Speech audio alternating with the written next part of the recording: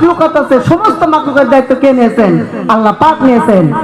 আমার মুখের কথা নয় ভাইরা আমার, বন্ধুগণ আমার, আল্লাহ রাব্বুল আলামিন কোরআনুল কারীমের মধ্যে বর্ণনা করেছেন ওয়া মা মিন দাব্বাতিন ফিল আরদি ইল্লা আলাল্লাহি রিজকুহা। দুনিয়ার সমস্ত মাখলুকাত আমি আল্লাহ রাব্বুল আলামিন সৃষ্টি করেছি, তোমাদের কেউ সৃষ্টি করেনি। আমি যেহেতু সৃষ্টি করেছি, আমি সমস্ত মাখলুকাতের রিজিকের দায়িত্ব হাতে নিয়েছি। জোরে জোরে বলুন আল্লাহু আকবার। আল্লাহ পাক আমাদের দায়িত্ব নিয়েছেন, আমরা কেন ঘাবড়িয়ে যাই? এই যে রিজিক, এই রিজিকের দায়িত্ব আল্লাহ রাব্বুল আলামিন নিয়েছেন। সুতরাং কোথা থেকে রিজিক আসবে? আল্লাহ আমাদেরকে দিবেন, আমি আপনি উপলব্ধি করতে পারবো না। কিয়ামতের দিন আমলনামা ডানাতে দেবেন, যারা ডানাতে আমলনামা পাবে তারা তো জান্নাতি বান্দা হিসেবে গ্রহণযোগ্য অর্জন করবে, আর যারা বাম হাতে আমলনামা পাবে তারা তো জাহান্নামী হয়ে যাবে। জোরে বলুন নাউযুবিল্লাহ। যারা আমলনামা ডান হাতে পাবে তারাই তো আল্লাহর জান্নাতে প্রবেশ করবে, ঠিক না ঠিক? ভাইরা আমার, এই আমলনামা 3 নাম্বার আপনাকে আমাকে ডান হাতে দেওয়া হবে। 4 নাম্বার পুলসিরাত আছে, 30,000 বছর পুলসিরাত আছে। এই পুলসিরাত আপনার আমার জন্য বিদ্যুতের গতির মতো পার করে দিবেন, আর পার করে দেওয়ার পরে আপনাকে আমাকে আল্লাহ রাব্বুল আলামিন জান্নাতুল ফেরদাউসের মেহমান বানিয়ে দিবেন। আল্লাহু আকবার। এই যে 5 ওয়াক্ত নামাজ যদি আমরা আদায় করি তাহলে অবশ্যই আল্লাহ রাব্বুল আলামিন আমাদেরকে 5টি পুরস্কার দান করবেন। কিন্তু এক ওয়াক্ত পড়ি আর এক ওয়াক্ত নাই, জোহর পড়লে আসর নাই, আসর পড়লে তো মাগরিবের কথাই নাই, পুরস্কার পাওয়া যাবে না। পুরস্কার সবার পায় না, আর পড়া পাওয়া ধন সবাই পায় না, অল্প কিছু লোক পায়। আর যারাই পায় তারাই সাকসেসফুল হয়ে যায়, কামিয়াব হয়ে যায়, ঠিক না ঠিক বলেন ভাইরা বন্ধুগণ আমার। এই জন্য আকিমুস সালাতা ওয়া আতুজ যাকাতা তারাফিয়ান নাহারি ওয়া যুলাফান মিনাল লাইল ইন্নাল হাসানাতি ইযহিবুনাস সাইয়্যাত যালিকা যিকরা লিয-যাকিরিন। আল্লাহ রাব্বুল আলামিন আমাদেরকে অসংখ্য পুরস্কার দান করেছেন। তার মধ্যে সর্বপ্রথম যে পুরস্কার হলো আমাকে আপনাকে ভালোবেসে জান্নাত দান করবেন। জান্নাত কিন্তু সহজ জিনিস নয়, এটা আমার আপনার পুরস্কার, ঠিক না ঠিক? আজকে আমি আপনি কাজ করলে কাজের শেষে কি পাই? পুরস্কার পাই। এই জন্য কিয়ামতের দিন আমাকে আপনাকেও নামাজ প্রতিষ্ঠা করার কারণে, কায়েম করার কারণে আমাকে আপনাকেও কি দিবেন? জান্নাত দান করে দিবেন। এই জন্য 5টি খুঁটির মধ্যে গুরুত্বপূর্ণ খুঁটি হলো এই 5 ওয়াক্ত নামাজ। নামাজের পর আপনার আসবে কালেমা, নামাজ, রোজা আছে। এই যে কিছুদিন মধ্যে আমরা রোজা পালন করেছি। এরপরে আমাদের জাকাত, জাকাত আমাদের আছে। যারা ধনাঢ্য ব্যক্তি এদেরকে জাকাত দিতে হবে। 7.5 তোলা স্বর্ণ এবং 52 তোলা রূপো 1 বছর মজুদ থাকার পরে পরিমাণ সম্পদ যার কাছে থাকবে, এরকম ভাবে শতকরা 2.5 টাকা অনুযায়ী তাকে কি করতে হবে? আল্লাহ রাস্তায় বিলে দিতে হবে, দান করতে হবে। বলেন সুবহানাল্লাহ। এই জন্য যারা ধনী তাদের সেক্টরে রাখেন ইসলামের স্তম্ভ 5টি। এই 5টা বিষয় যদি আপনার আমার মাঝে থাকে তাহলে দিনের উপর আমার আপনার চলা সহজ হয়ে যাবে, এবং আল্লাহ রাব্বুল আলামিনের সমস্ত হুকুম আহকাম আমি আপনি সঠিকভাবে আদায় করতে পারবো, ঠিক না ঠিক বলেন? আর যদি এই খুঁটির মধ্যে একটা খুঁটি যদি না থাকে, এই যে ছাদ দেওয়া হয়েছে, ছাদ থাকবে না, টলমল করবে, বাতাস উঠলেই দেখেন হেলে পড়ে যাবে। আমার আপনার দৃষ্টান্ত তদরূপ। শুধু তাই নয় ভাইরা আমার, বন্ধুগণ আমার, যারা 5 ওয়াক্ত নামাজ পড়বে আল্লাহ রাব্বুল আলামিনের হাবিব জনাবে মুহাম্মদ রাসূলুল্লাহ সাল্লাল্লাহু আলাইহি ওয়াসাল্লাম তিনি বর্ণনা করেছেন, ওই ব্যক্তির শরীরে কোনো গুনাহ থাকতে পারে না, সে নিষ্পাপ হয়ে যায়, তার শরীরে কোনো গুনাহ থাকতে পারে না। কোন ব্যক্তি যদি কোন ফ্যাক্টরিতে কি করে, কাজ করে, কাজ করার তার বাড়িতে আসা পর্যন্ত যদি 5টা নহর থাকে, আর প্রত্যেকটা নহরে যদি কি করে, সে গোসল করে, তার শরীরে কোনো ময়লা থাকতে পারে? আল্লাহর হাবিব সাল্লাল্লাহু আলাইহি ওয়াসাল্লাম বর্ণনা করলেন কোনো ময়লা থাকে না। তাদের বর্ণনা করা হয়েছে কোনো ব্যক্তি যদি ফজর থেকে এশা পর্যন্ত 5 ওয়াক্ত নামাজ বা জামাতের সহিত আদায় করে, তার শরীরে কোনো গুনাহ থাকতে পারে না, বলেন সুবহানাল্লাহ। এজন্য আমরা যে আমলই করি না কেন, নামাজটা সর্বপ্রথম আমাদের আদায় করতে হবে।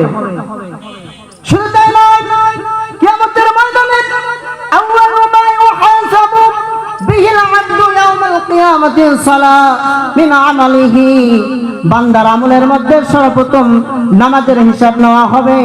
যদি সে 5 ওয়াক্ত নামাজি হয়, পরিপূর্ণ নামাজি হয়, আল্লাহ রাব্বুল আলামিন তাকে নাজাত দান করবেন। আর যদি নামাজের মধ্যে ত্রুটি থাকে, কোনো ঘাটতি থাকে, অবশ্যই তার জবাব দিতে হবে। কোনো আমলের হিসাব নেওয়া হবে না, হিসাব নেওয়া হবে সর্বপ্রথম তার নামাজ ঠিক হয়েছে নাকি দেখো।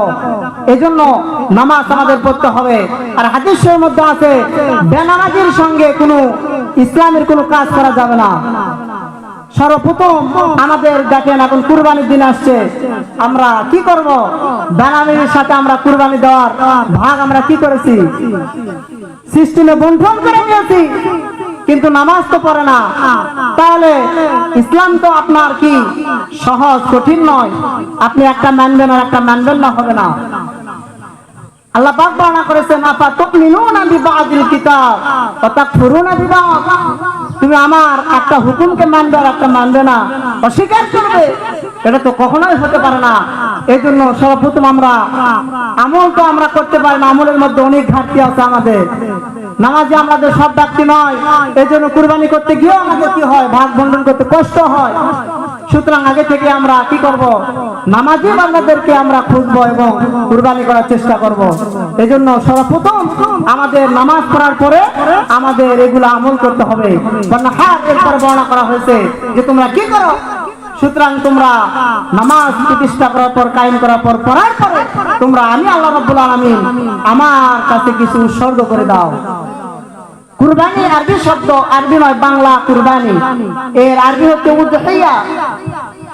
উযহিয়া আরবি শব্দ, এর অর্থ হচ্ছে আপনার উৎসর্গ করা, বিলিয়ে দেওয়া।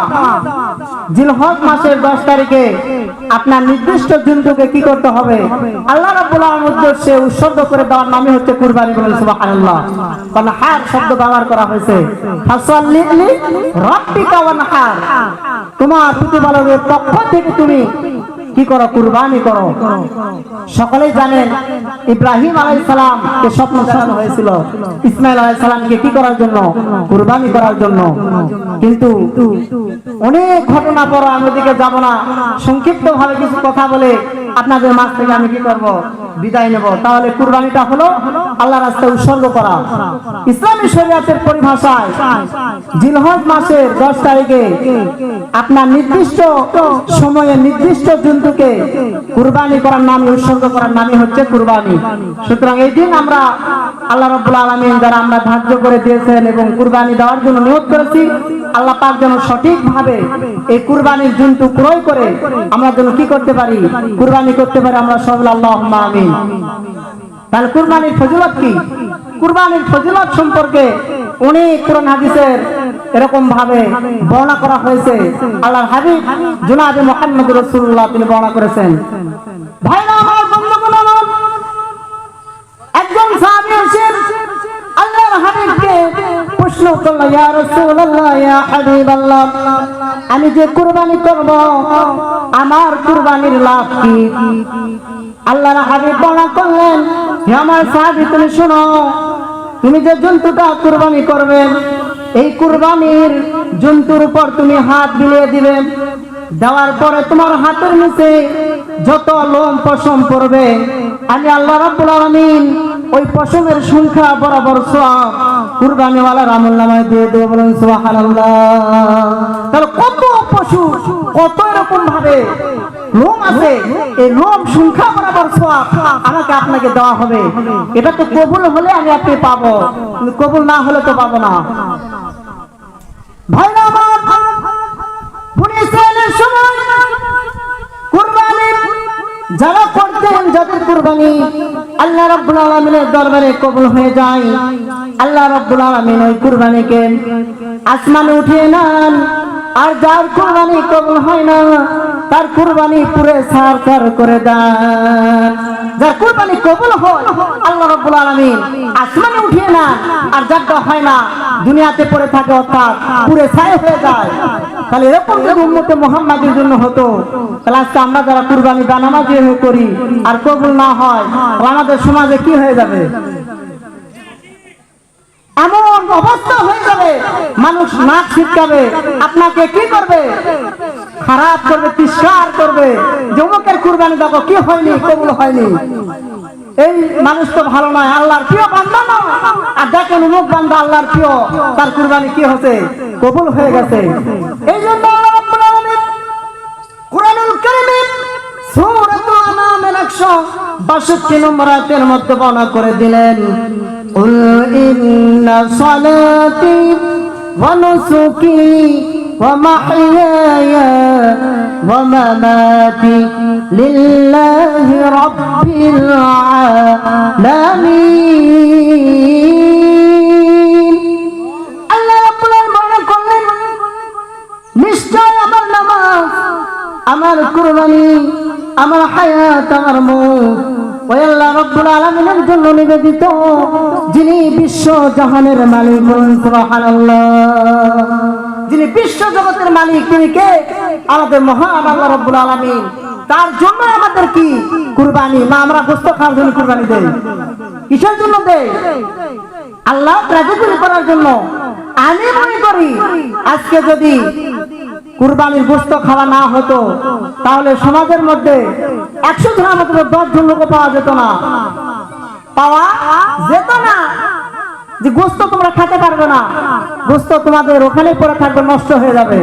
কিন্তু আল্লাহ রাব্বুল আলামিন তার হাবিবকে জানিয়ে দিয়েছেন। এরপরে এত বড় করা হয়েছে, লা ইয়ানালুল্লাহু লুহুমুহা ওয়ালা দিমাউহা ওয়ালাকিন ইয়ানালুহুত তাকওয়া মিনকুম। আল্লাহ রাব্বুল আলামিন বর্ণনা করলেন, কুরবানির রক্ত, মাংস এগুলো কোনো কিছুই আমি আল্লাহ রাব্বুল আলামিন আমার দরবারে পৌঁছে না, পৌঁছে বান্দার শুধু অন্তরের খবর। ঠিক না ঠিক বলেন? বান্দার অন্তর কি কয়, এই অন্তরের খবরটা আল্লাহর কাছে পৌঁছে, যে নিয়ত সহি আছে না নিয়তের মধ্যে গরমিল আছে। নিয়ত যদি সহি থাকে, লক্ষ টাকা আপনি দান করবেন, কবুল হবে। আর নিয়ত সহি না থাকলে আপনার ওই দান কবুল হবে না, শুধু লোক দেখানোই হবে যে অমুকের ছেলে অমুক 1,20,000 টাকা কুরবানি দিছে। বা এই গোশত, মাংস আর এই হাড্ডি খাওয়ায় আপনার হবে, কিন্তু হাসরের ময়দানে কোনো সওয়াব আপনি আমি পাবো না। এই জন্য আল্লাহ রাব্বুল আলামিন বর্ণনা করেছেন যে গোশত, মাংস, হাড্ডি তোমরাই খাবে, শুধু নিয়তটা খালাস করে আমাকে উৎসর্গ করে দাও তোমার জন্তুটা। আল্লাহ রাব্বুল আলামিন এই জন্তুটা উৎসর্গ করে দেওয়া আমার আপনার যেন খালাস হতে হয়, আমি আপনি যেন করতে পারি। সবাই বলে আল্লাহুম্মা আমিন। এরপরে আল্লাহ পাক হাদিসের মাধ্যম দিয়ে আরো একটি হাদিসের মধ্যে বর্ণনা করে দিয়েছেন, যে হাদিসটা আমি আপনাদের মাঝে প্রথমে তেলাওয়াত করেছিলাম, যে ইন্নাল্লাহা লা ইয়ানজুরু ইলা সুওয়ারিকুম ওয়া আমওয়ালিকুম ওয়ালাকিন ইয়ানজুরু ইলা কুলুবিকুম ওয়া আ'মালিকুম।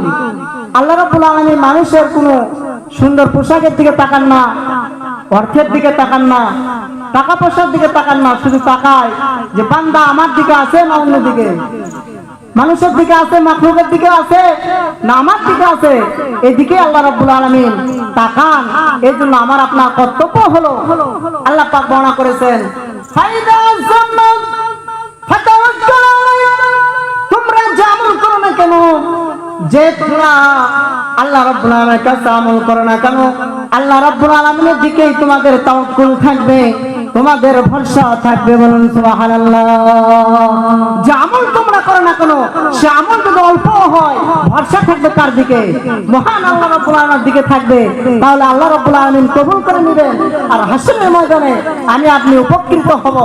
আর যদি এই আমলটা আল্লাহ দরবারে কবুল না হয়, দুনিয়াতেই পড়ে থাকবে, হাসরের ময়দানে দেখবো আমার আমলনামা ফাঁকা।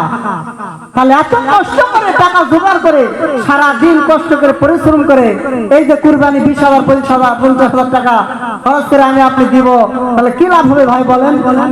লা ইলাহা ইল্লাল্লাহ, লা ইলাহা ইল্লাল্লাহ, লা ইলাহা ইল্লাল্লাহ মুহাম্মাদুর রাসূলুল্লাহ।